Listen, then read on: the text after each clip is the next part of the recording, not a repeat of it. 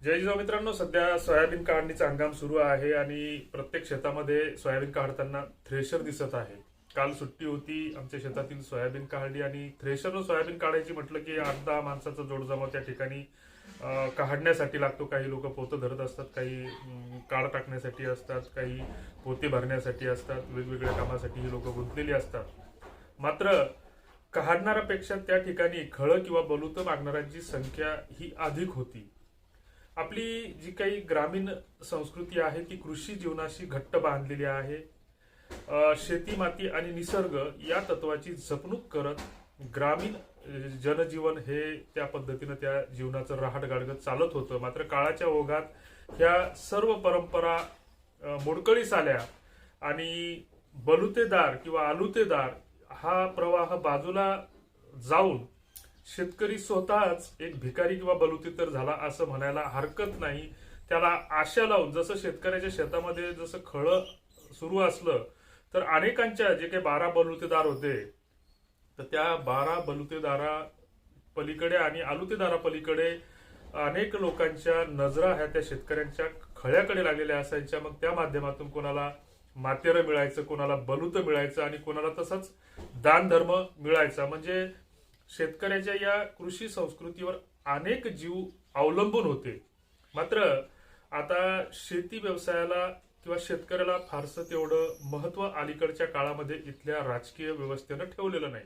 ग्रामीण लोकजीवन आणि त्यांचे जगण्याचे आधार हे एकमेकांशी बांधील होते किंवा याची एक पूरक अशी साखळी होती. मात्र ह्या साखळ्या अलीकडच्या काळामध्ये तुटल्या आणि सोयाबीन काढत असताना आता यांत्रिक पद्धतीने बहुतांश शेती केली जाते आणि शेती करत असताना पूर्वी जे काही म्हणजे जे गावगाडा चालवणारे जे काही सुतार, नावी, कुंभार इत्यादी जे काही 12 बलुतेदार या कृषी जीवनाशी निगडीत होते किंवा त्या कृषी व्यवस्थेवर अवलंबून होते, तर ते काळाच्या ओघामध्ये बाजूला फेकले गेले आणि आता दुसरेच बलुतेदार किंवा खळं मागणारे त्या ठिकाणी जमा होत आहेत.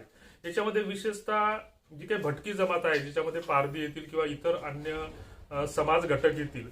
नुकताच आपण स्वातंत्र्याचा अमृत महोत्सव साजरा केला आणि हर हर तिरंगा हर घर तिरंगा हा उपक्रमही राबवला आणि अनेक मोठमोठ्या गप्पा मारत असताना अजूनही पारध्यासारख्या अनेक भटक्या जमाती आहेत की ज्या अजूनही स्थिर स्थावर झालेल्या नाहीत. स्वतःचा त्यांचा निवाऱ्याचा प्रश्न सुटलेला नाही.